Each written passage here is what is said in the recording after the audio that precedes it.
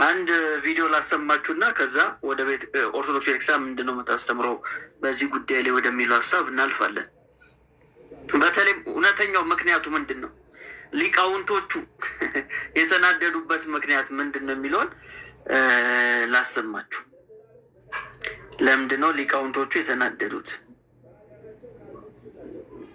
ቅዱስ ፓትርያርኩ ጀምሮ እሱንም ጨምሮ ዛሬ ላለን ብፁዕ አባታችን ለምን አንደነግጥም? ከቅዱስ ፓትርያርኩ ጀምሮ እሱንም ጨምሮ ዛሬ ላለን ብፁዕ አባታችን እንግዲህ እዚህ ጋር የምታዩቸው ሊቃውንት ቀለም ወርቅ ነው የሚባሉት እና ያው አቡነ ገብርኤል እንዳደነግጡ ብሏል አይደል? ለምንድን ነው የደነገጣችሁት? እንግዲህ ደንግጠዋል ብዙዎቹ ሊቃውንቶች። ምክንያታቸውን ስሙ። ለምንድን ነው የደነገጡት? እውነት ትምህርቱ አሳስቧቸው ነው? እስቲ እንስማው። ብፁዕ አባታችን ለምን አንደነግጥም? ከቅዱስ ፓትርያርኩ ጀምሮ እሱንም ጨምሮ ዛሬ ላለንበት ቁም ነገር ያበቃችን ባይሉን ዘመድ አድርጋ ያስተማረችን እመቤታችን እኮ ናት። እንደነግጣለን። በተለይ እኛ የቆሎ ተማሪዎች እንደነግጣለን። ምሳ በልተን የምንውለው ራት በልተን የምናድረው የድንግል ማርያምን ስም ጠርተን እኮ ነው። ብፁዕ አባታችን ሰማችሁ አይደል? ሰማችሁ ለምን እንደሚደነግጡ? የሚደነግጡት ከመጽሐፍ ቅዱስ ውጭ ወጡ ብሎ አይደለም። ትምህርታቸው የአቡነ ገብርኤል ከመጽሐፍ ቅዱስ ወጣ፣ ከሐዋርያቶቹ ትምህርት ተለየ ብሎ አይደለም የሚደነግጡት። የደነገጡት ቁርሳችንን፣ መሳችንን፣ እራታችንን እናጣለን ብሎ ነው። ለምን ከተባለ ማርያም ስፖንሰራቸው ነች። እንደምታውቁት ስለ ማርያም እያሉ ነው ቆሎ ትምህርት የደነበሩበት ጊዜ ስለ ማርያም እያሉ ነው ቆሎ የሚያገኙት ማለት ነው፣ ምግብ የሚያገኙት። ስለዚህ ማርያም ከወጣች ከቤተክርስቲያኒቷ ነገረ ማርያም የሚባለው ትምህርት ከወጣ ጾማቸውን ሊያድሩ ነው። ስለዚህ እንደነግጣታለን እያሉ ነው። እንደነግጣለን። ቀልድ ነው እንዴ? ብፁዕ አባታችን ቀልድ ነው ወይ? በሆዳችን ነው የመጡት፣ በምሳችን ነው የመጡት፣ በራታችን ነው የመጡት እያሉ ነው። ስለዚህ እንደነግጣታለን። ለምን አንደነግጥም? እኛ ኦርቶዶክሳውያን እንደነግጣለን። ብፁዕ አባታችን ለምን አንደነግጥም? ከቅዱስ ፓትርያርኩ ጀምሮ እሱንም ጨምሮ ዛሬ ላለንበት ቁም ነገር ያበቃችን ባይሉን ዘመድ አድርጋ ያስተማረችን እመቤታችን እኮ ናት። እንደነግጣለን። በተለይ እኛ የቆሎ ተማሪዎች እንደነግጣለን። ምሳ በልተን የምንውለው ራት በልተን የምናድረው የድንግል ማርያምን ስም ጠርተን እኮ ነው። ብፁዕ አባታችን ባይሉን ዘመድ አድርጋ ያስተማረችን እናታችን ድንግል ማርያም ለዘመናት ቤዛ ቤዛ ቤዛ ተብሎ ተጠርቷል። አንድም ቀን ግን ሙሴ ለምን ቤዛ ተባለ የሚል ጥያቄ ተነስቶ አያውቅም። የሐዋርያት ሥራ አቤት ሎጂክ! አቤት ሎጂክ ትጠላለህ። እና እንደነግጣለን እያሉ ነው። የሚደነግጡበት ምክንያት ያው በግልጽ ሰምታችኋል። ለምናቸው ነው? ለሆዳቸው ነው። ነገር በሶስት ይጸናል ነው የሚባለው። ለሶስተኛ ጊዜ እንስማቸው። ብፁዕ አባታችን ለምን አንደነግጥም? ከቅዱስ ፓትርያርኩ ጀምሮ እሱንም ጨምሮ ዛሬ ላለንበት ቁም ነገር ያበቃችን ባይሉን ዘመድ አድርጋ ያስተማረችን እመቤታችን እኮ ናት። እንደነግጣለን። በተለይ እኛ የቆሎ ተማሪዎች እንደነግጣለን። ምሳ በልተን የምንውለው ራት በልተን የምናድረው የድንግል ማርያምን ስም ጠርተን እኮ ነው። ብፁዕ አባታችን ባይሉን ዘመድ አድርጋ ያስተማረችን እናታችን እንደነግጣታለን ወይ ታሪክ። እሺ ቴዲሾ ምን ትላለህ? ደነግጣለህ ወይስ አልደነግጥም?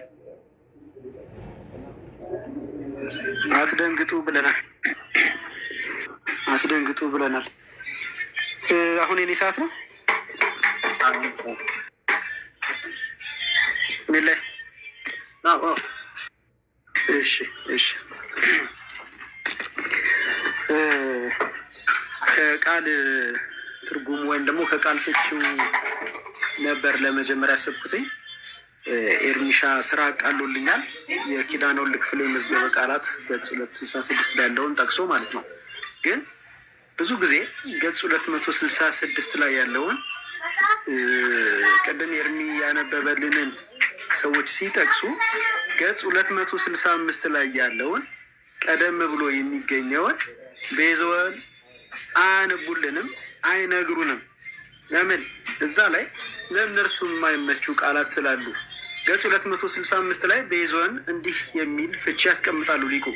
መቤዠት፣ ማዳን፣ መታደግ፣ ማስጣል፣ ከጭንቅ ከባርነት መታደግ፣ ማስጣል፣ ከጭንቅ ከባርነት ማውጣት፣ ከባለ ዕዳ እጅ መግዛት፣ መዋጀት፣ ለውጥ መስጠት፣ ገንዘብን፣ ራስን እንደ ክርስቶስ ይላሉ። ተመልከቱ፣ ልብ ብላችሁ ስሙ። አንዴ እንድደግም ፍቀዱልኝ። መቤዠት፣ ማዳን፣ መታደግ፣ ማስጣል፣ ከጭንቅ ከባርነት መታደግ ወይም ከባርነት ማውጣት፣ ከባለ ዕዳ እጅ መግዛት፣ መዋጀት፣ ለውጥ መስጠት፣ ገንዘብን ወይም ራስን እንደ ክርስቶስ የሚል ነገር ያቀርባሉ። አሁን ከዚህ ውስጥ ስንቶቻችሁ ብዙ ጊዜ እዚህ አሁን ቲክቶክ ላይ ተደጋግሞ የሰማችሁት የትኛው ነው ብዬ ብጠይቅ አንዱንም አትነግሩኝም። ይልቁንስ ቲክቶክ ሰፈር ላይ ሰሞኑን ከዚህ ውይይት በኋላና ምንድነው ከዚህ ቪዲዮ በኋላና ከዛም በፊት በነበሩ ከቤዛነት ጋር በተያያዘ የሚነሱ ሀሳቦች ላይ በተደጋጋሚ የሰማችሁት ሌላ ቃል ነው። ግን እነርሱ ያልነገሯችሁን ብቻ አይደለም የሌለ ያህል ወደ ጎን ያደረጉትን 4 ቃላት ልንገራችሁ። እኔ ማዳን የሚላለው ምን ቤዞን፣ መታደግ የሚላለው ከባርነት ማውጣት የሚላለው ዋጋ የሚላለው መጨረሻው ላይ እንደ ክርስቶስ የሚል ታገኙበታላችሁ። እነዚህን ያድበሰብሱና ሰዎቻችን ደጋግመው የሚነግሯችሁ ምን የሚለውን ነው? ምትክ የሚለውን ነው። ደጋግመው የሚነግሯችሁ ምንድን ነው? ምትክ የሚለውን ነው። ሌሎቹስ የሉም። ዛሬ ዳኒ ቤት በነበረው ውይይት ላይ አንድ ልጅ የቤዛን ትርጉም ጠየቀኝ። ብቸኛ ልጅ ያናገርኩት ነው። ከዛ መብራት ጠፋብኝና ወጣው። ከዛ ዋጋ የሚለውን ነገርኩት። ምክንያቱም መጀመሪያ ላይ የቤዛ ትርጉም መጀመሪያ ላይ ያለው እሱ ነው። ሲጀምር ያለው ምትክ አይደለም፣ ዋጋ ነው ያለው። ከዛ በኋላ ካሳ ነው ያለው። ከዛ በኋላ ለውጥ ነው ያለው። ከዛ በኋላ ነው ምትክ ያለው። እና መጀመሪያ ላይ ያለውን ዋጋን ስነግረው ደነገጠ። ስለዚህ ምንድን ነው ያለኝ? ዋጋ ምንድን ነው? ምክንያቱስ እነርሱ በተደጋጋሚ አእምሯቸው ላይ የተጠቀጠቀው ምትክ የሚለው ስለሆነ የሚተነፍሱትም ያንን ነው። ምትክ የሚለውን ያነሱና ምን ይሏቸዋል? ወይም ደግሞ የምን ምትክ ስትሏቸው ምን ይመልስሏቸዋል? ማርያም የሔዋን ምትክ ናት ይሏቸዋል። ፈጽሞ ኢ መጽሐፍ ቅዱሳዊና የሰው ትምህርት ማለት ነው። እዚህ ጋር 2 ነጥቦችን ላንሳ። ኦኬ፣ ማርያም የሔዋን ምትክ ከሆነች እኛን ስለማትወክል ለምንድን ነው ለእኛ ቤዛ የምንላት? የሔዋን ምትክ አይደለ ያላችሁን? ኦኬ፣ እሺ፣ በቃ ተቀበልኩ። ስለዚህ የኔ ምትክ አይደለችም፣ እኔን አይመለከትም። እሺ፣ ሁለተኛ ላይ እሺ፣ በሔዋን በኩል የዓለሙ ሁሉ ምትክ ናት የሚል ሎጂክ ልታመጣ ትችላለህ። ለዚህም 2 ነገር አነሳልሃለሁ። ምትክ ሆና ምን አደረገች? ምትክ የሆነ አካል የሆነ ነገርን ይሸፍንልሃል። ቅድም ኤርሚ ስለ ቤዛ ትርጉም ሲናገር ጫማ የሚለውን ምሳሌ አንስቶ ተናግሮ ነበር። ጫማ እግር መመታት የነበረበትን ተመቶ እግርን የሚታደግ ምንድን ነው? በእናንተ ቋንቋ ላውራ፣ ምትክ ነው። ማርያም በእኔ ቦታ ምንድን ነው ምትክ ሆና ያደረገችው? ምንም ነቲንግ። ስለዚህ እኔን የሚወክል ምትክነት የላትም። እሺ፣ ምትክ መሆኗንስ መጽሐፍ ቅዱስ ለምን ሳይናገር ቀረ? ምክንያቱም በጣም ግልጽ ነው፣ ስላልሆነች ነው። ሌላው ቅድም ኤርሚ ያነሳው እና ሁለተኛ መከራከሪያ አድርገው የሚያቀርቡት እናቱ ስለሆነች ወይም ስለወለደችው ነው ቤዛ የተባለችው የሚል ሀሳብ ያነሳሉ። እዚህ ጋር 3 ነጥቦችን ላንሳ። እናትነት ቤዛነት አይደለም። ከዚህ በፊትም አልነበረም፣ ወደፊትም አይሆንም። ግን ለልጆቻቸው ቤዛ የሆኑ ጀግና እናቶች አሉ። ማርያም እናት መሆኗ ወይም ስለወለደች ነው ቤዛ የተባለችው የምትሉን ከሆነ መስቀል ላይ ሲወጣ እሷ ነበረች መውጣት የነበረባት። ቤዛነት ያ ነዋ ቤተሰቦቼ። ቤዛነት ምትክ ነው ካላችሁን ኢየሱስ ሳይሆን መስቀል ላይ መውጣት የነበረበት፣ ስለ ኢየሱስ እሷ ነበረች መስቀል ላይ መውጣት የነበረባት። ሁለተኛውስ በመውለዷ ቤዛ ነች ከተባለ እሷን የወለደችው እሷን በመውለዷ ቤዛ ናት ማለት ነው። ምክንያቱም እሷን የወለደችው እናንተ እንደምትሉት ሐና እሷን ባትወልዳት ኖሮ እናንተ በሄዳችሁበት ሎጂክ እየሄድኩኝ ነው፣ እሷ ኢየሱስን አትወልደውም ነበራ። ስለዚህ ሀናም ምንድነች? ቤዛ ነች። ሀና ብቻ አይደለችም። የሀና እናት እያልን ሰንሰለቱን ወደ ላይ ልናረዝሙ ነው ማለት ነው። እና ይሄ ደካማ ሎጂክ መሆኑን ያሳይባቸዋል። ሌላስ እንደዚህ አይነት ምክንያት የሚቀርበው ለምንድን ነው? ትምህርቱ መጽሐፍ ቅዱሳዊ ስላይደለ መጽሐፍ ቅዱስ ፈጽሞ ስለማያውቀው ነው። ስለዚህ ሰዎቹ እንዲህ አይነት ደካማ ሀሳብ የሚያቀርቡት አሳማኝ የሆነ ማስረጃ ማቅረብ ስለተሳናቸው መሆኑን መርዳት እንችላለን። እሺ እና ታዲያ ቤዛ ናት ሲሉ ምን ማለታቸው ነው? እሱን ከማሳየቴ በፊት እስኪ ከአራት መጽሐፍ ላይ ያገኘኋቸውን ቤዛ ተብለው የተቀመጡ ከማርያም ጋር የተያዙ ማለት ነው ሀሳቦች ላንበብላችሁ። መጽሐፈ ሰዓታት ላይ እንዲህ ይላል፣ የዓለሙ ሁሉ ይችን ነው። ከዛ በፊት ከመጽሐፈ ሰዓታት በፊት ግንቦት ልደታን ዚቅ ልዋስ። መጽሐፈ ዚቅ የግንቦት ልደታ ላይ ለብዙዎች ቤዛ፣ ለምኖች እንዳትረሷት፣ ለብዙዎች ቤዛ መልካም ይሆን ሻንቺን የፈጠረ እግዚአብሔር ይባረክ ስሙም ይመስገን ይላል። ለብዙዎች የሚለውን ያዙልኝ። እሺ ቅድም ያልኩት ሰዓታት ላይ እንዲህ ይላል፣ የዓለም ሁሉ ቤዛ ቅድስት ማርያም ሆይ በሚጣፍጥ የስም አጠራርሽና የሚያምር በሆነ በፍሬሽ ክርስቶስ ደም ሁላችን እንደሰታለን ይላል። እዚህ ጋር ደግሞ ምን አላት? የዓለሙ ሁሉ አላት። አሁንም ከዛው ከመጽሐፈ ሰዓታት ላይ አንድ ልጨምር። እመቤታቸው ማርያም ሆይ በዚች በስዕልሽ መልክ ተማጸንኩ፣ በፊቷም እየሰገድኩ እገዛላታለሁ። የማቲ ልጅ ድንግል ማርያም ሆይ በሰማይ በምድር የሟች ነፍስ ሁሉ ቤዛ አንቺ ነሽ ይላል። ለብዙዎች ቤዛ አለ፣ የዓለም ሁሉ ቤዛ አለ፣ የሟች ነፍስ ሁሉ ቤዛ አለ። ከአርጋኖ ላይ አንድ ልጨምርና አላብቃ። ስጋ የለበሰ ሁሉ መመኪያ ድንግል ሆይ የተዋሃዳቸው ፍጥረት ሁሉ አክሊል የዓለሙ ሁሉ ቤዛ ነፍሴን ከክፉ ነገር ወደ ገሃነም ከምትወድ የጥፋት መንገድ አድኛት አለ። በእነዚህ በአራት መጽሐፍቶች ውስጥ 3 ሀሳቦች እናገኛለን። የመጀመሪያው የብዙዎች ቤዛ መሆኗን፣ ሁለተኛው የዓለሙ ቤዛ መሆኗን፣ ሶስተኛው የሟች ነፍስ ቤዛ መሆኗን። እነዚህን ጥቅልል ስናደርገው ለሰው ዘር በሙሉ ቤዛ መሆኗን እንመለከታለን። እንግዲህ ይሄ በጣም ትልቅ ኢሹ ቢሆንም ምንም አይነት መጽሐፍ ቅዱሳዊ መሰረት የሌለው የእምቧይካ ቢሆነ አንድ ጳጳስ ገና ሲናገሩ መናድ የጀመረ ትምህርት መሆኑን ትመለከታላችሁ። ስለዚህ ምን እያሉን ነው እነዚህ ሰዎች? ማርያም የብዙዎች ቤዛ፣ የዓለሙ ቤዛ፣ የሟች ነፍስ ቤዛ ነች ሲሉን ዓለሙን ዋጅተዋለች እያሉን መሆኑን ልብ አድርጉ። ለምን? የቤዛን ትርጉም ስናነብ ቅድም አንድ ያነበብነው ምን እንደሆነ አስተውላችኋል? ዋጅን ነው፣ መዋጀትን ነው። ደግሜ ላንብብላችሁ እሱም ቦታ ብቻ። ከባለ ዕዳ እጅ መግዛት መዋጀት የሚል አለው ገጽ 265 ላይ። ስለዚህ ማርያም ዓለምን ዋጅተዋለች እያሉን ነው። በምንድን ነው ዓለምን የዋጁት ነው ጥያቄው። ኦኬ፣ ቀደም ሲል ያንን መመልከታችንን በደንብ አድርጋችሁ ያዙልኝ። ታዲያ ለምንድን ነው ቤዛ የምትባለው?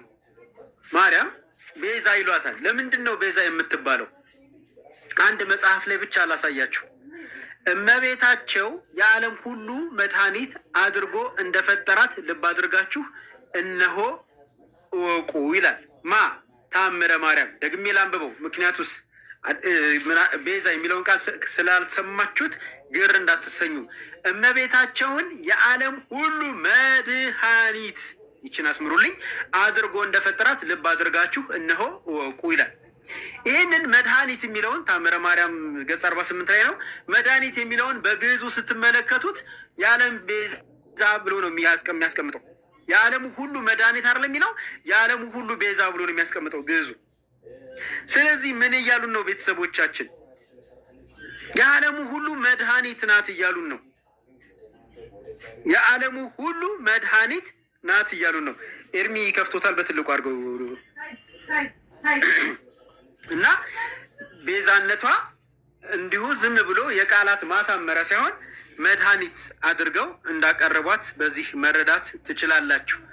እሺ፣ ይህንን በተሻለ መንገድ ላሳያችሁ። ቤዛነቷን መድኃኒትም ነው ብለው የሚያምኑትን በተሻለ መንገድ ላሳያችሁ። ነገረ ማርያም ቀኑን ሙሉ በጣም ሲነበብ ሀሳቡ ሲንሸራሸር የዋለ መጽሐፍ ቃል በቃል ነው የማነበው። ቃል በቃል ነው የማነበው። ቅድም ያልከው በግዕዝ እንትን አማርኛው መድኃኒታችሁ ነች ነው የሚለው። ያው እመቤታችን ማርያም በፍጥረት አንደበት ትመሰገናለች እና የቤተ ክርስቲያን ልጆች አክብሯት ለእናንተ ለኃጥአን መድኃኒት ናትና ነው የሚለው። ከዛ ግዕዙ ጋር ስትመጣ እግዝእትነ ማርያም ውድስት በልሳነ ኩሉ ፍጥረት አክብርዋ ውሉደ ቤተ ክርስቲያን እስመ ይእቲ ቤዛ ክሙ ለኃጥአን። ያው ስለዚህ ቤተ ክርስቲያኒቷ ማርያምን ቤዛዊት ዓለም ስትል ምን እያለች ነው? ቃል በቃል ይታያቸዋል አይደል? ስለዚህ ቤዛ ስትል ለእናንተ ለኃጥአን መድኃኒታችሁ ናትና እሱን ተባረክ ወንድም ማለት እሱን ነው እኔም እንዲተኮርበት የፈለግኩት። ቤዛ የሚለው ቃላት ማሳመሪያ ወይም ደግሞ አንድ ተጨማሪ ስም እንደሆነ አድርጋችሁ አታስቡት። ይልቁንስ ከዛ ከፍ ያለ ነገር አለው። ይሄ ደግሞ ክርስቶስን እንዴት እንደሚሸፍን አሳያቸዋለሁ በንግግሬ መጨረሻ ላይ እንዴት ባለ ሁኔታ ምን አይነት ተግዳሮት እንደሆነ አሳያቸዋለሁ። እሺ ከዚህ ከነገረ ማርያም ላይ ቀኑ ሙሉ ሲነበብ ነበር ያልኩት ላንብብላችሁ። ከዚህ በኋላ እርሱም ፀሐይ ጽድቅ ጌታችን እግዝእነ ኢየሱስ ክርስቶስ እመቤታቸውን እግዝእትነ ማርያም በጊዜ ሞቷ ከመከራ ወደ እረፍት ከሐዘን ወደ ትፍስት ትሄጂ ዘንድ ሙቼ አላት። እርሷም እግዝእትነ ማርያም ልጄ ሆይ ወዳጄ ሆይ አንተን ወልጄ ያንተ እናት ሆኜ እኔ እንዴት ልሙት ብላል ብትለው፣ እርሱም ፀሐይ ጽድቅ ጌታችን እግዚእነ ኢየሱስ ክርስቶስ እመቤታቸውን ማርያም በፈቃዷ እንዳልሞተች አውቆ ከ99,999 ነፍሳት በአንድ ቀን ተኮንነው በገሃነመ እሳት ሲወርዱ አሳያት። እነዚያም ነፍሳት እመቤታቸውን ማርያምን ባዩ ጊዜ እናታችን እመቤታችን ሆይ ለዘመዱ የሚያዘን አንጀት፣ ራሱን የማይሸከም አንገት፣ አንገቱም አንገት አንጀቱም አንጀት አይደለም፣ ከልጅሽ አስታርቂን፣ ከገሃነመ እሳት አውጪን፣ መንግስተ ሰማያት አግቢን ብለው ቢያለቅሱባት፣ እርሷም እመቤታቸው ማርያም ልጄ ሆይ ወዳጄ ሆይ እባክህ ማርልኝ አለችው። እርሱም ፀሐይ ጽድቅ ጌታችን እግዚእነ ኢየሱስ ክርስቶስ እኔ ደቂቀ አዳምን ከገሃነመ እሳት አውጥቼ መንግስተ ሰማያት ያገባው ተገፍፌ ተገርፌ ተሰቅዬ ተቸንክሬ ሞቼ ተነስቼ አይደለምን? አንቺም ለእነዚህ ነፍሳት በኃጢአታቸው ካልሞትሽላቸው ለዘላለም በገሃነመ እሳት ወርደው ይቀራሉ አላት። እርሷም ማርያም እነዚህ ነፍሳት ዘላለም በገሃነመ እሳት ወርደው ሲቀሩስ እንኳ አንድ ጊዜ 7 ጊዜ ልሙት ብላ ሙታለች። ቀጥሎ ማነበውን ልብ ብላችሁ ስሙ። ኋላም ከዚህ በኋላ ማለት ነው ለፍጥረቱ ሁሉ አቤት ለማን አለ? ቀን በነበረው ውይይት ላይ በተደጋጋሚ ሲነሳ የነበረው 99,999 ነፍሳት ብቻ ናቸው አይደለም። ቤተሰቦቼ ሀሳብ ጨርሱ እንጂ ምን ይላል? ለፍጥረቱ ሁሉ መጽደቂያ፣ ለፍጥረቱ ሁሉ መጽደቂያ ሆና ተገኝታለች። ስለዚህ ውህብት ስጡት አራት ይልና አባ ጊዮርጊስ ዘጋስጫን ጠቅሶ ቤዛ መሆኗን ሊጠቁም ይሞክራል። ለማ ለፍጥረቱ ሁሉ ቤዛ መሆኗን ሊጠቁም ይሞክራል ከአባ ጊዮርጊስ ዘጋስጫ መጽሐፍ ላይ ማለት ነው። ታዲያ ከዚህ ምን እንመለከታለን? ልክ እንደ መድህን ዓለም እንደ ኢየሱስ ክርስቶስ እሷም ሞታ ነው ያዳነችው።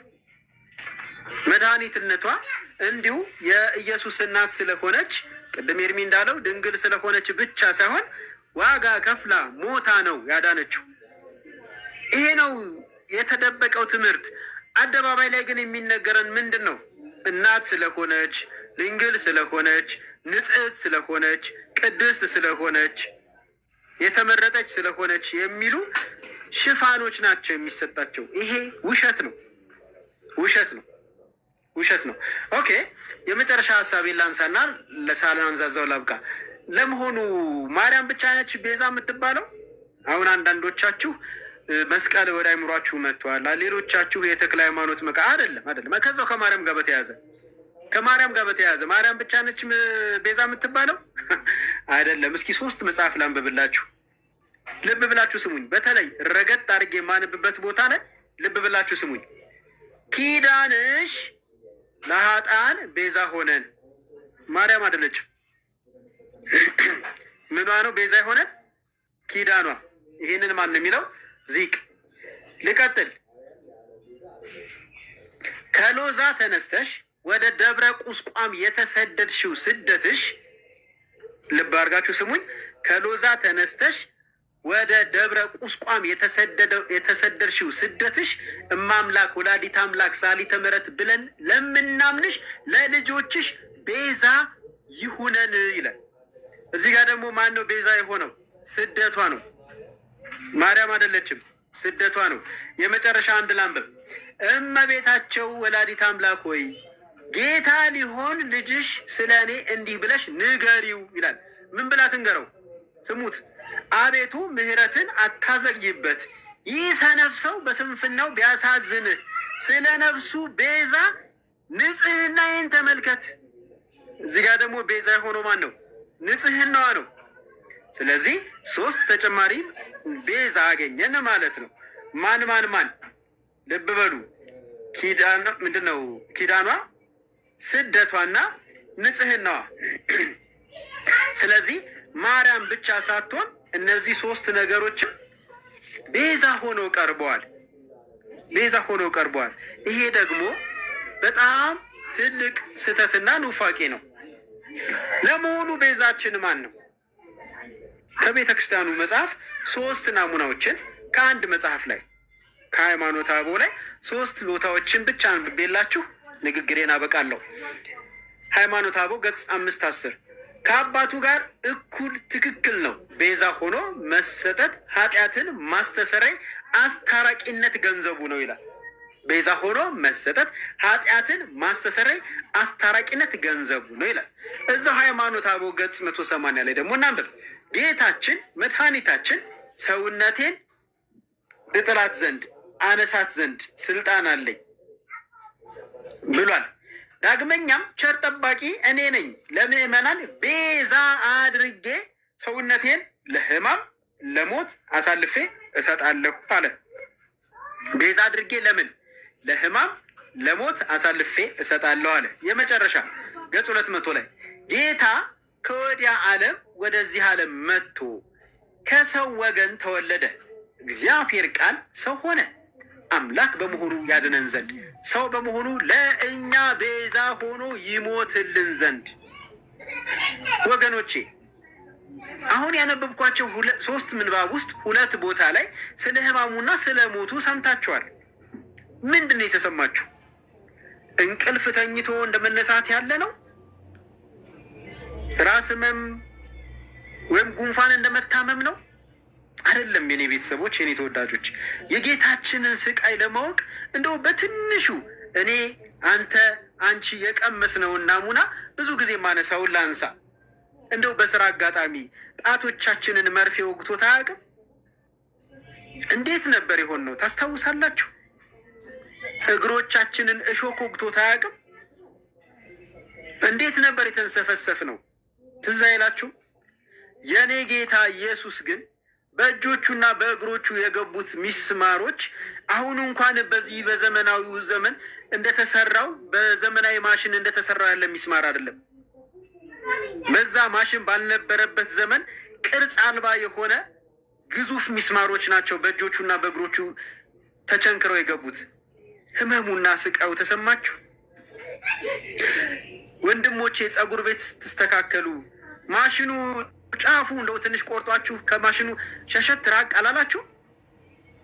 እህቶችስ የምትተኮሱበት ምንድን ነው? ከውያው አቃጥሏችሁ እንዴ ቀስ በይ እንጂ ብላችሁ አታውቁም?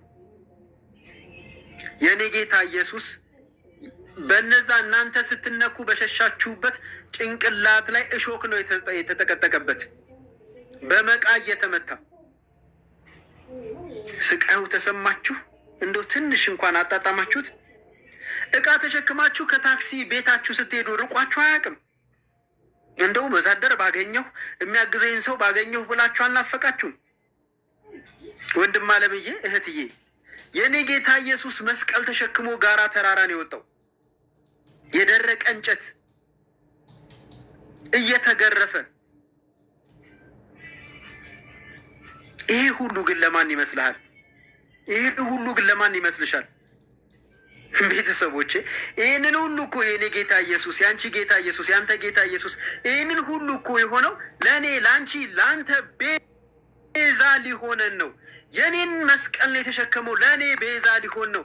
የእኔ እጆች መበሳት ሲገባቸው የእሱ እጆች ነው የተበሱት፣ ለእኔ ቤዛ ሊሆን ነው። ወንድም አለምዬ ለአንተ ነው ቤዛ የሆነልህ። ቤተሰቦቼ ቅድም ጌታ ኢየሱስን ለመሸፈን ያልኩት ይህን ነው። የእኔ ጌታ ቤዛ የሆነኝ እንዲህ ተሰቃይቶ ታሞ ቆስሎ ደምቶ ሞቶ ነው። ይሄንን ህመሙን ይሄንን ስቃዩን ነው እንዳናስተውል ሌላ ቤዛ ከፊት ለፊታችን እየደነቀሩብን ያሉት። ይህንን ህመሙን ይህንን ስቃዩን ከአይምሯችን ላይ እንድናወጣ እንድናጠፋ ነው ሌላ ቤዛ ፊት ለፊታችን ላይ እየደነቀሩ ያሉት። በዚህ ህመሙ በዚህ ቁስሉ ላይ እንጨት እየሰደዱበት ነው። ለቤተሰቦቻችን በእውነት እግዚአብሔር የንስሐ ዕድል ይስጣቸው። ጸልዩላቸው። ወደው አይደለም በእውነት የያዘ ይዟቸው ነው። እናንተ ደግሞ ከቤዛችሁ ወደ የትም አትሄዱ፣ ምክንያቱም እሱ ይወዳችኋል። ተባረኩ።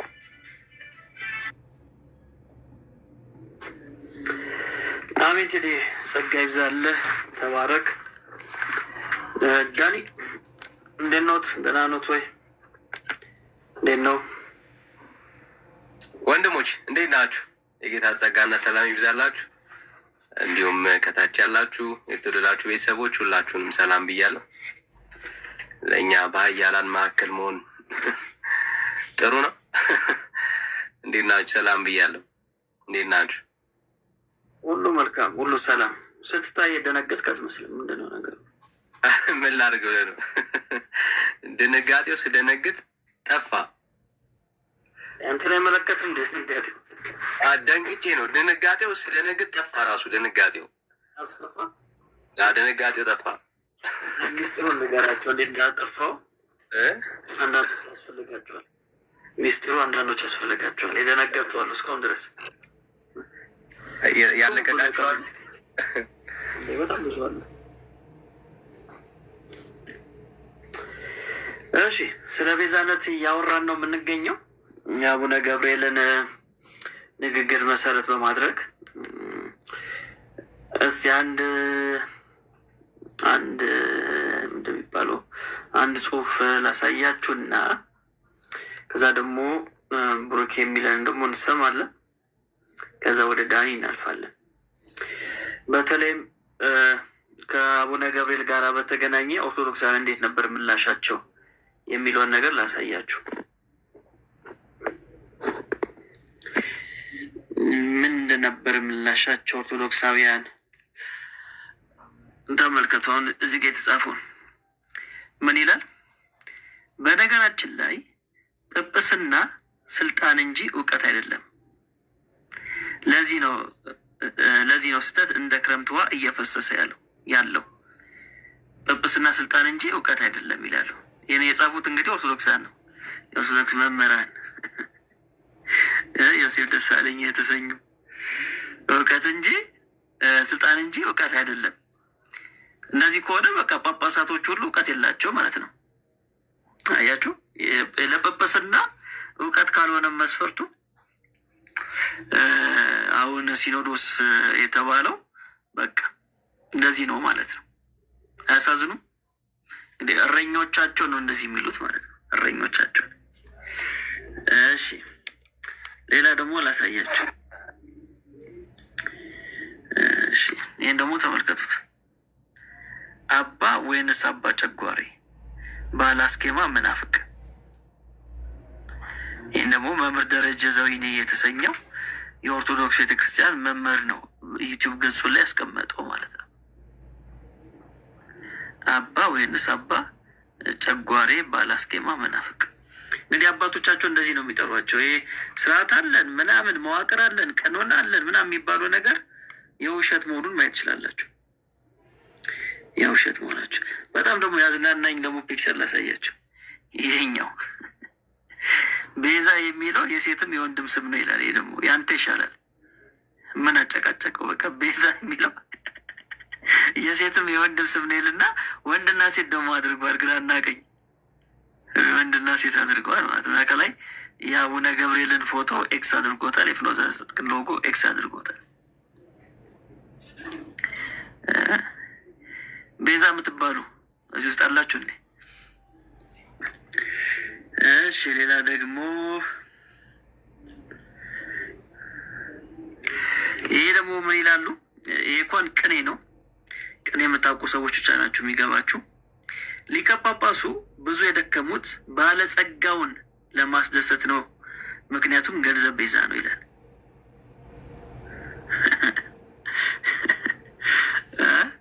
ሊቀ ጳጳሱ ብዙ የደከሙት ባለጸጋውን፣ ይህ የሚመለከቱ ኤርሚያስ ኪሮስን ነው። እስቲ ፍታልን። ባለጸጋውን ለማስደሰት ነው፣ ምክንያቱም ገንዘብ ቤዛ ነው ብሎ ጻፉ ማለት ነው። ባለጸጋውን። እሺ የገባው ገብቶታል፣ ያው ያልገባው አልገባው። ሊቀ ጳጳሱ የሚለው መጋቢ ብሉይ በሚለው ቢቀየር ኖሮ ትክክለኛ ቦታ ላይ ይወድቅ ነበር።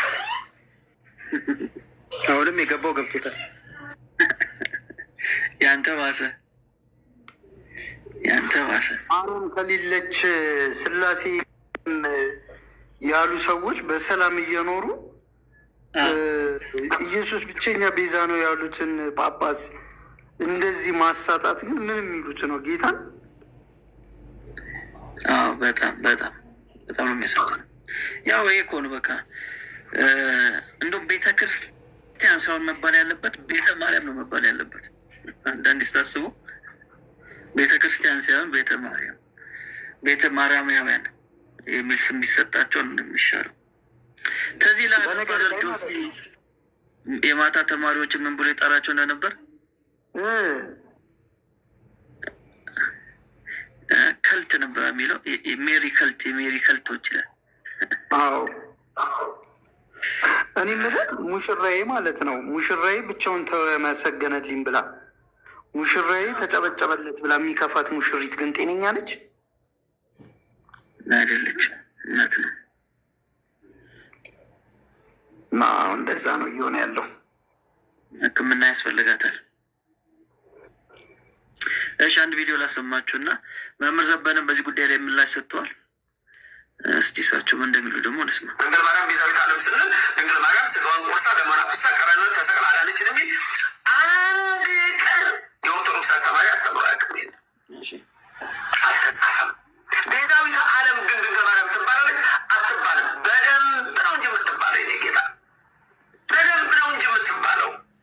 ወላዲተ አምላክ ተብላ እመቤታችን የምትጠራ ቤዛዊተ ዓለም ተብላ እንዴት እንደምትጠራ እንመለከታለን። መጀመሪያ ግን ፍጡራን ቤዛ መባል ይችላሉ አይችሉም? ይችላሉ። እንዴት? ቤዛ የእኛን መከራ ወስዶ መስቀል ቤዛችን እንለዋለን፣ መስቀል ኃይላችን እንለዋለን፣ መስቀል የነፍሳችን መዳኛ ሁሉ እኮ እንለዋለን። ኦርቶዶክስ ይሄ ነው፣ ተዋህዶ ይሄ ነው። ስለዚህ በዚህ መልክ ድንግል ማርያምን ቤዛዊተ ዓለም ማለት አይቻልም የሚል ትምህርት፣ በእውነት እንዲህ አይነት ትምህርት የሰጠ ሰው ሊታረምና ይቅርታ ሊልም የሚገባው ይመስለኛል። አንተ እያለ ነው ራሱ የሚያወራው።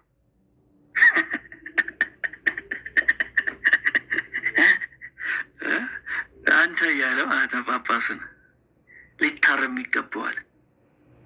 በቃ እንደዚህ ነው። በጠረባ ነው የሚሏችሁ። ማርያም ላይ የሆነ ነገር ካላችሁ በቃ ወዲያው ነው። በቃ በጠረባ ይለህና ከአንቱ ወደ አንተ። ኧረ አንቺም አለ ማለቱ እግዚአብሔር ይስጣቸው። አንቺም አለ ማለቱ እዚህ ቪዲዮ ላይ ማለት ነው። እዚህ ቪዲዮ ላይ እያለ ያለው እኮ የማርያም ይገርምሃል ወይ መስቀልን ቤዛ አለን እኛ፣ አሸን የሆነ ቤዛ ነው ያለን እኮ ነው እያለ ያለው። አንድ ቤዛዎች አሉን እኛ። ምን ይገርም። ለዛ እኮ ነው መምህር ዘበነ አታውም እንደ መስቀላቸውን ራሱ እንዴት አድርጎ እንዲያዙት ዛሬ። ሌላ ቪዲዮ ሊሄድ እንደዚህ አይነት ይገርማል እንዴ! ይሄ ያዝኩት ራሱ ቤዛዬ ነው ምናምን። የወርቅ መስቀል ራሱ መጣረን ዛሬ ጥምጣሙ ከፍ አለ። የወርቅ ረጅም የወርቅ መስቀል ተያዘ ዛሬ በጣም ለየት ይላል። ዛሬው ይለያል። ባይዘወይ ምኑ እንደተመቸኝ ታውቃለህ? ማርያም ብቻ አይደለችም ቤዛችን መስቀሉ ነው ምናምን አለ እና ከዛ ኦርቶዶክስ እንዲነች አለ። በጣም ትክክለኛ ንግግር።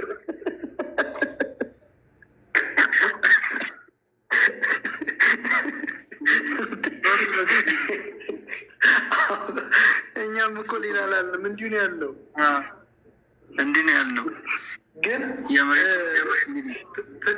ግን አንድ ነገር አሳያችኋለሁ። ወደሚቀጥለው ከመሄዳችን በፊት ዘበነ ዋሽቷል። ምን ብሎ ነው የዋሸው? ማርያምን ቤዛ ነች ስንል ልክ እንደ ክርስቶስ መከራ ተቀብላ ታድነናለሽ ማለታችን አይደለም ያለው ውሸት ነው። እና እሱን አሳያችኋለሁ። ቤተ ክርስቲያኒቷ ምን ብላ ነው የምታምነው? ማርያም ልክ እንደ ኢየሱስ ክርስቶስ መከራዋ ያድነናል ብላ ነው የምታምነው። እሱን አሳያችኋለሁ ከመጽሐፋቸው ላይ ማለት ነው። እና ውሸት አያስፈልግም። እሺ መምህሩን እስቲ እንስማቸው። መስቀል ቤዛችን እንለዋለን፣ መስቀል ኃይላችን እንለዋለን፣ መስቀል የነፍሳችን መዳኛ ሁሉ እኮ እንለዋለን። ኦርቶዶክስ ይሄ ነው፣ ተዋህዶ ይሄ ነው። ስለዚህ በዚህ መልክ ድንግል ማርያምን ቤዛዊተ ዓለም ማለት አይቻልም የሚል ትምህርት በእውነት እንዲህ አይነት ትምህርት የሰጠ ሰው ሊታረምና ይቅርታ ሊልም የሚገባው ይመስለኛል። ታዲያ እመቤት ከሰው ሁሉ ወገን ተለይታ ምክንያት ለድኅነት ሰጥቷል። ቤዛዊተ ዓለም እንላታለን። እንደሷ ያለ እኮ ማንም ስለሌለ ነው። ቤዛዊተ ዓለም ደግሞ ምናት እሷ በተለየ መልክ ስለኛ ፈንታ ንጹሕ ሆና የቀረበች ቤዛችን መመኪያችን ድንግል ማርያም ናት እኮ። ለዚህ ነው ቤዛዊተ ዓለም ብላ ስለኛ እኛ ቆሸሽን አደፍን ንጽሕት ሆና ግን የተገኘ ዘር እሷ ናት። ባለፈው በእመቤታችን ምሳሌ የተለያየ ነገሮች ሲነሱ አይቻለሁ። እዚህም ወደ ካሊፎርኒያ አካባቢ ብዙ ሰዎች ሲሳሳቱ በእንግሊዝኛውን በምኑም አይቻለሁ። የእመቤታችን ንጽሕና ለማጉደፍ የሚነሳ ሰማችሁታ? በእንግሊዝኛው ሲሳሳቱ አያችኋል። እንግሊዝኛ ምን ሆኖ ሆሚሊው እኮ ማለት ነው የዮሐንስ አፈወርቅ ሆሚሊ በእንግሊዝኛው ሲሳሳቱ፣ በግዕዝ ነው ሰው የማይሳሳቱ አያቸዋል። በእንግሊዝኛው ግን ትሳሳታታለህ። ግን እሳቸው የት ነው ያሉት? ሀገር አሜሪካ። ትውልድ እንዳለ አውቃለሁ። ከዚህ በፊትም አይተናል፣ ወደፊትም በደንብ እንማራለን። እና እመቤታችን እኮ አባ ሕርያቆስ ምን አለ? እግዚአብሔር ከሰማይ ሆኖ ተመለከተ፣ አሸተተ፣ እንዳንቺ ያለ አላገኘም አላት እኮ። ቤዛ ናት እመቤታችን። ልበ አምላክ ዳዊት በመዝሙር በረከቱ ይደርብንና መዝሙር 44 ላይ የሚናገረው ቃል ምንድን ነው? እስመ ፈተወ ንጉሥ ነኪ ይላታል እኮ። ንጉሥ ወድሽን ወደደ። ቤዛ የሆነችው ለእኛ እሷ ናት። ተመልከቱ፣ ቤዛዊተ ዓለም ስንላት እመቤታችን ምክንያት ቤዛ የሆነችው እሷ ለእኛ እሷ ናት። በደምብ ሰማችሁ አይደል? ቤዛ የሆነችው መሆኗን አማላጅ መሆኗን በእኛ ፈንታ ንጹሕ ሆና የተገኘች ተመልከቱ። በእኛ ፈንታ የእኛ መመኪያ የምንላት መላእክት እህታችን የሚለዋት እህቶሙ ለመላእክት፣ ነቢያት ትንቢታችን የሚለዋት ትንቢቶሙ ለነቢያት፣ ሐዋርያት ሞገሳቸው ስብከታቸውን ሞገሰ ስብከቶሙ ለሐዋርያት፣ እሞሙ ለሰማዕታት የተባለች የሰማዕታት እናት የተባለች የኔና የእናንተ ሁሉ እናት እመቤታችን ቤዛዊተ ሁሉ ዓለም ትባላለች። አንዳንድ ጊዜ ተማር እንበላችሁ ከነዛ ከእናቶቻችን እንኳን ከሚያውቁት አንሳችሁ እንዳትገኙ ጥንቃቄ ያስፈልጋል። እንዲህ ዝም ብሎ የሚባል ነገር የለም። ቤተክርስቲያናችን ጥርት ያለ ጥንቅቅ ያለ ትምህርት አላት። ስለዚህ ኢየሱስ ብቻ ነው ቤዛ የሚባለው፣ ድንግል ማርያም አትባልም የሚል አስተምሮ ቢኖር አይ ሌላ ቀርቶ ጫማም ተብሏል፣ በግም ተብሏል፣ ጋሻም ተብሏል። ቤዛ ነሽ አሉ ለዓለም።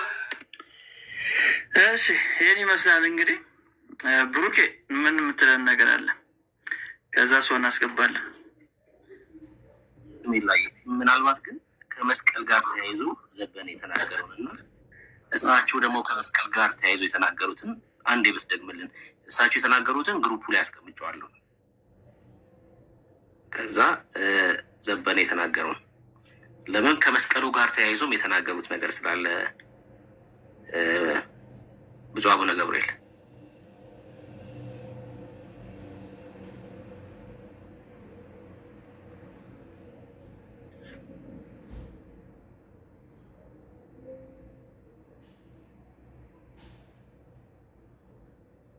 ሚዩት ነው ላይ ሚዩት ነው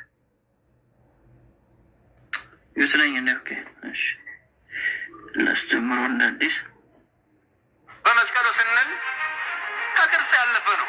መስቀሉ ማለት እኮ መከራ ማለት እኮ ምን ማለት ነው? መስቀል ኃይላችን ነው፣ መስቀል ቤዛችን ነው ስንል ምን ማለት ነው? የጌታ የኢየሱስ ክርስቶስ መከራው ስቃዩ መስቀል ተብሎ ነው የሚተረጎመው። መከራ መስቀል ቤዛ ነው ስንል ይሄ ቤዛ ሆነልን ማለት አይደለም። ኢየሱስ ክርስቶስ በመስቀል ላይ የከፈለውን ዋጋ ያሳየውን ደግነት፣ መልካምነት ማለታችን የሚገርም ነው።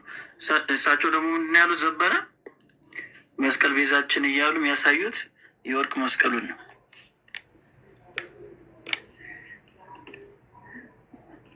ሴፍ ይችላል፣ ሁሉም ይችላሉ ቅዱስ ብሎ ካስተማረ ድፍረት ነው። ደሙን አፍሶ አዳነን። ስለዚህ ምን ሆነ? ዋጋ ሆነ። መስቀል ግን ለእኛ ቤዛ ሆነ ስንል ዛነ ብለን ስንል መስቀል ራሱ ውዳሴ ማርያም ደግሞ የሚውል ሰው፣ መልካ ማርያም መልካ ኢየሱስ ደግሞ የሚውል ሰው፣ የቤተክርስቲያን ሚስጥር የሚያውቅ ሰው እመቤታችን ቤዛዊተ ዓለም አትባልም ብሎ ካስተማረ ድፍረት ነው። አሁን መስቀል ቤዛ ነን ብለን ስንል መስቀል ራሱ ተሰቀለ ማለት አይደለም። መስቀል ግን ለእኛ ቤዛ ሆነ ስንል ምን ሆነ? ዋጋ ሆነ፣ ምክንያተ ድኂን ሆነ።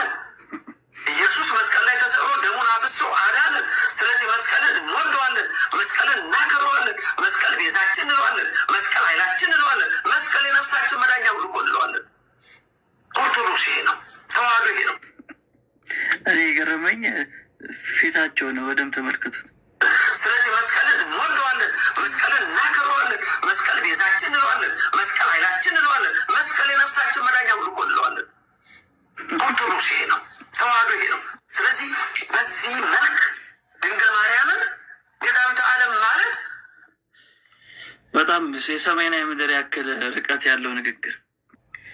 ለፍጡር የተሰጡት ቤዛ የሚሉ ስያሜዎች ቅድም እንደተናገሩት ሊቀ ሊቃውንት ቀለመወርቅ ለሆድ ነው፣ ለልመና ነው። አዎ ደንግጠናል አሉ አይደል? አዎ ያስደነግጣል። ለምን? በእሷ ስም ነዋ ለምነው የሚበሉት። በእግዚአብሔር ስም ለምነው እኮ አይሰጥም። በማርያም ስትለው ግን ሕዝቤን ታውቁታላችሁ። በቃ መቀነቱን ይፈታል። የተያዘበት ነገር ስለሆነ እሷን ተስፋ ስለሚያደርግ ነው። ስብከቱ ይሄ ስለሆነ ነው። ያደግንበት ስለሆነ ነው። የእሷ ድምፅ ልባችን፣ ጆሮአችን ምናምን ተቆጣጥሮታል። ያ ስለሆነ ነው። ሰው መቀነቱን ይፈታል። በማርያም ስትለው አይችልም። ለምን ይመስላችኋል? ሚዛኑ ሰማይ ቤት ያለውን ሚዛን ዝቅ ካረግልኝ ብሎ ስላሰበ ነው። የተሰበከው ይሄን ስለሆነ ነው። አሁን ጊዜው ሌላ ነው። ጊዜው ተቀይሯል። እግዚአብሔር በዛም ቤት እየሰራ ነው። ሰዎችን እያስነሳ ነው። በአንድም በሌላ በእግዚአብሔር ሀሳብ ላይ የተነሳውን ሰው ሰራሽ ትምህርት እግዚአብሔር የሚያፈርስበት ጊዜ ነው። ይሄ እግዚአብሔር ጊዜ ነው። ቤዛ ኢየሱስ ክርስቶስ ብቻ ነው። ፍጡር ቤዛ አይደለም። ተባረኩ። አሜን። ብሩክ ጸጋ ይብዛልህ። ዳኒ የምትጨምረው ነገር አለ? የስ ሜላ የሚጨምሩት ሀሳብ አለ? ነው ሰው ኦልሞስት ወንድሞች ብላችሁታል። ግን መልስ የሰጡትን አንድ መልስ ባሰማችሁ ደስ ይለኛል። በጣም ደስ ይለኛል። በተለይ የቤዛነቷ ጥያቄ የሰጡበት መልስ እኔ መደምደሚያው ይሄ ይመስለኛል እና ዲያቆና ያደርጋል ነው እንግዲህ ያሉትን እንስማ እስቲ።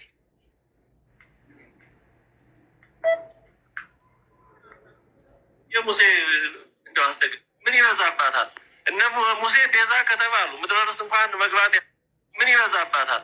እነ ሙሴ ቤዛ ከተባሉ ምድረ ርስት እንኳን መግባት ያልቻለው ሙሴ የተቀበለውን መከራ መቀለላችን አይደለም ያደረገውን ግን ከመቤታችን አንጻር ሲታይ የሙሴ እንደው አስቸጋሪ ነው። እንዴት ይነጻጸራል? እንግዲህ እንደዚህ ያሉ የተለያዩ ነገሮች ቤዛ ከተባሉ እመቤታችን ቤዛ ብትባል አያንስባትም፣ ወይም የሚበዛ ነገር አይደለም። ዋናው የምንልበት አግባብ ነው። ይኸው ነው በቃ ያላቸው የመጨረሻ ማኑ እንግዲህ ዲያቆን ያደርጋል። ለብዙ ጉዳዮች ላይ መልስ መስጠት ቢሞክር ሰው ነው እና የማርያም ቤዛነት ላይ ሲመጣ ግን እንዴ በቃ ሊያደርገው የሚችለው ይሄንን ነው ማለት በቃ እንደው ይበዛባት ይሆናል እንጂ መቼ ያንሳል አይነት ስሜት ያለው ንግግር ነው የሚያወራው እና መጽሐፍ ቅዱስ የማያውቀው ትምህርት መሆኑን ማሳያ ነው። በቃ የእግዚአብሔር ቃል አንድ ጥቅስ ጠቅሰው መምህራኖቻቸው እዚህ ቦታ ላይ የማርያምን ቤዛነት የሚያስረዳ የመጽሐፍ ቅዱስ ትምህርት አለ ብለው በድፍረት የሚናገሩበት አቅም የላቸው። በቃ ከስሜት ባለፈ እንደው እንትን እኮ ተብሯል። አዎ ብር ቤዛ ተብሏል። እሺ ጫማ ቤዛ ተብሏል። አዎ ጥያቄያችን አሁንም ይቀጥላል። ማርያም ግን ቤዛ አልተባለችም ነው መደምደሚያ። ብትባል ኖሮ ማሳየት ትችላለህ። ስላልተባለች እኮ ነው አሁን የጨነቃችሁ። ቤዛ የተባለች ማርያም መጽሐፍ ቅዱስ ውስጥ የለችም። ስለዚህ በተለይ በቅንነት እዚህም ሆናችሁ የምትሰሙን ወገኖች ካላችሁ ያለን ነገር ይሄ ነው። መወገዝ ያለበትን ትታችሁ መወገዝ ያለበትን ሰው አታውግዙ። አሁን በጣም ብዙ ሰዎች ተናደዋል አይደል? ተበሳጭተዋል። ለምን ማርያም ቤዛዊት ዓለም አትባልም አሉ ብለው በእኚህ አባት ላይ በቁጣ ተነስተዋል። ልክ ናቸው እኮ ምን ያርጉ? መጽሐፍ ቅዱስ ውስጥ የለም እና መጽሐፍ ቅዱስ ውስጥ የሌለውን ትምህርት ስላሳዩዋችሁ እንደውም እኮ ልትደግፏቸው ከጎኗቸው ልትቆሙ የሚገባው እኛ አባት ናቸው። በዘር ተካሄደባቸው አይደለ? ሹመታቸው ቀላል ነው እያሉ አሾፉባቸው። እንግዲህ ይህን ያክል ድረስ የተወረደባቸው ምንም ምክንያት ኖሮት አይደለም። መጽሐፍ ቅዱስ ውስጥ ያለውን እውነተኛ ትምህርት ስለተናገሩ ነው። ያ እውነተኛ ትምህርት ማን ነው ካልን ቤዛ የሆነው ለሰው ልጆች ኢየሱስ ክርስቶስ ብቻ ነው። ሌላ ማንም የለም። ማለት ለዘመናት ተከትለው ሊሆን ይችላል እኮ ለዘመናት አምነህበት ሊሆን ይችላል። ምን ማርያም ቤዛዊተ ዓለም ናት እያልክ ዘምረ አጦዝጡዘ ከበሮ ደልቀ ምናምን ሊሆን ይችላል። እሱ በቃ ያ ዘመን እግዚአብሔር ምሕረት ያደርግልሃል ወዳጄ። ማለት በዚህ በቁጣ ምናምን በዚህ ስሜት ልትቀጥል አይገባም። በቃ አሁን ግን እግዚአብሔር እድል ሰጥተዋል። ይኸው ከቤተ ክርስቲያን አገልጋዮች መካከል በጣም ከሚታመኑ ቤተ ክርስቲያን አደራ ከሰጠቻቸው አገልጋዮች መካከል እውነቱን እየተናገሩ ነው ያሉት። ምን እያሉ ነው ያሉት? እንዲህ አይነት ማርያም እኛ አናውቅም። ምን የምታደርግ ቤዛ የሆነች ለሰው ልጆች የሞተች ዋጋ የከፈለች ማርያም የለች። ለሰው ልጆች ዋጋ የከፈለ ብቻውን የሚያድን ዛሬም ቢሆን በግልጽ የሚሰበከው ኢየሱስ ክርስቶስ ነው። ስለዚህ ወደዚህ እውነት ኑ ብራዘርስ። ሊያስደነግጥ ይችላል። አዎ እኛ አባት ግን የሚያረካ ንግግር ተናግረዋል። አትደንግጡ። የእውነቱ ልጅ የላቸዋል። በቃ መደንገጥ አይጠበቅብን ብራዘር። ሊያስደነግጥ ይችላል። አዎ በጣም ነው። አዎ ግን የሚያስደነግጠው መጽሐፍ ቅዱስ ውስጥ የሌለውን እምነት አምነ በእግዚአብሔር ፊት መገኘት ነው። አየህ፣ የእግዚአብሔር ቃል ውስጥ የሌለውን ያንን ከንቱ የሰው ተረት አምነ በእግዚአብሔር ፊት ብትገኝ ያስደነግጣል። የእግዚአብሔር ቁጣ ባንተ ላይ ይሆናል። አሁን ግን የተነገረ ትምህርት የሚያስደነግጥ ትምህርት አይደለም። ይህ ትምህርት አያስደነግጥም ብራዘር።